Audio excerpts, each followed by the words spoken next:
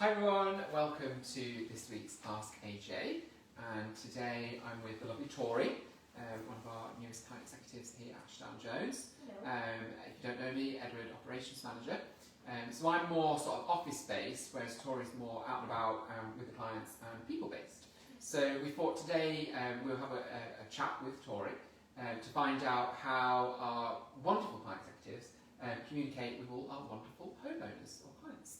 So down to various different stages of the process. So I guess that kind of starts with meeting with clients and how we communicate with them.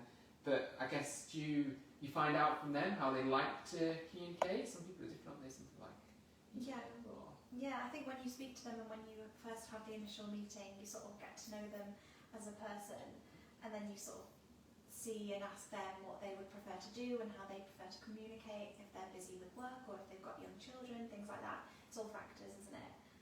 So some prefer just a quick text because they've got the kids with them, some prefer an email and things like that, or some love a really in-detail phone call. Yeah, because some love lots of communication and some just want you to go off and get on with it and get the house sold basically. Yeah. So it's knowing that balance, isn't it? Not everyone wants like minute by minute updates, but some do. So it's knowing, the best way to do that and method. So text you mentioned there is good. We use WhatsApp a lot now. I think girls create like WhatsApp groups, particularly if there's different people involved, like selling a few homes at the moment, aren't we, where it's siblings. So there might be like 3 different siblings, all part of the overall process. Rather than messaging each one, it's really easy to set up a WhatsApp group to keep everybody regularly up to date. So that's really good, isn't it? Yeah. So and then once it's on the market, how do you tend to communicate, and how regularly do you communicate? How often will you have a chat with owners? So we have, we've recently come up with a really handy spreadsheet which is called the Client Report. Yeah. And so it'll have all the names of our homeowners on there, and then sort of in columns it'll say who's the main lead, so either myself, Hannah or Amelia, and then it'll say another column, it'll be how did you last speak to them, so text, phone call, email, things like that, or in person. And then the next column along is when this was, so the day and the time, and then there's a little column at the end which will be the notes section, so what did you talk about, what are the actions that you need to take, and then I usually just sign my name as well at the end. So essentially if I needed something quick and easy and I was out and about and I needed to know where one home was up to date with and where they were and who was last speaking to them, I could just check the report, and it makes it really, really easy and simple to read and do. Yeah, I think you hit the nail on the head there. So it's a really easy, simple system for keeping track of when was basically the last point of communication with each homeowner. And we do something else with it, with colours, don't we? Yes.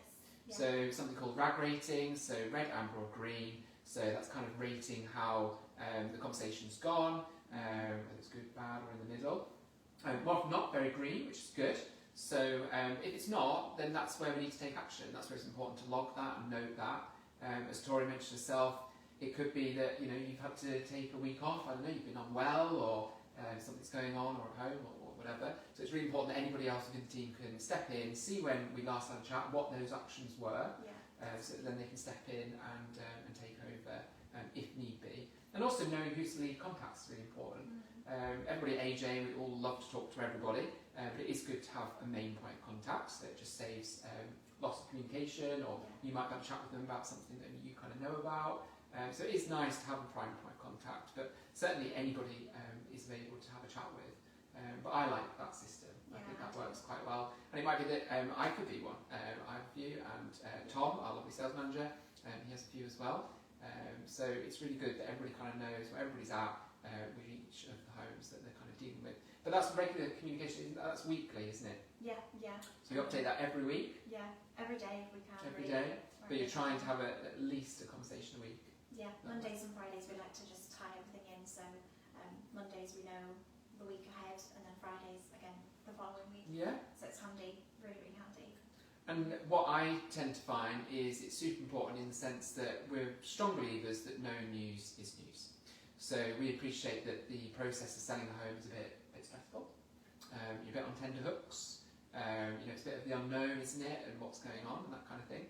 So that's why it's just really nice to have a catch up with whoever your lead contact released every week. Yeah. So Tori, you might just get in touch and let them know that, I don't know, it might be someone that you're speaking to that might be interested in the house, or you might have changed something on their Rightmove listing, or something like that. Yeah. Or hopefully booking in a viewing, or dealing with another form of communication that we do a lot of is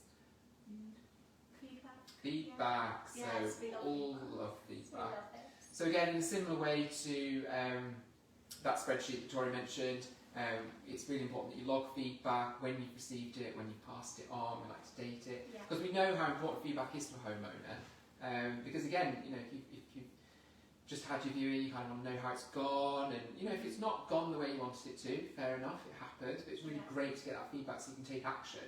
Yeah. So I don't know, it could be somebody said, what could they say to you? The house was a bit dark. Yeah. Yeah. But it's always good for us to know that, and then we can pass this on to the homeowners as politely as possible. Constructive. Constructive, yeah. And then on that, actually, we like to do the sandwich technique. So we'll say one positive thing that they found, and then the negative thing in the middle, and then another positive thing to conclude. So, for example, they really like this is very basic. They really like the garden. The house isn't quite right for them. In detail, obviously more in detail, and then finish it with, but actually next week we've got 2 viewings booked, and let's see how they go, and they should be really positive, so we'll keep you in the loop with how that goes. Yeah, I think it's really That's important in that communication to stay as upbeat as possible. While you do get negative feedback from time to time, it's not all about that. It is about how we can move forward. So potentially with my example there, you know, they kind of mentioned the house is dark, but we would recommend, you know, get some brighter light bulbs, or maybe we can make sure that we do viewings right in the middle of the day, so it's brighter and lighter out. Or there's different things that you can do to kind of look at that. And that's just like one piece of feedback. There could be various things to have constructive options on how to improve it for next time. So that's where that really does play a big role, doesn't it? Yeah. In terms of communicating with our lovely homeowners. And then we also do every week something called a Rightmove report.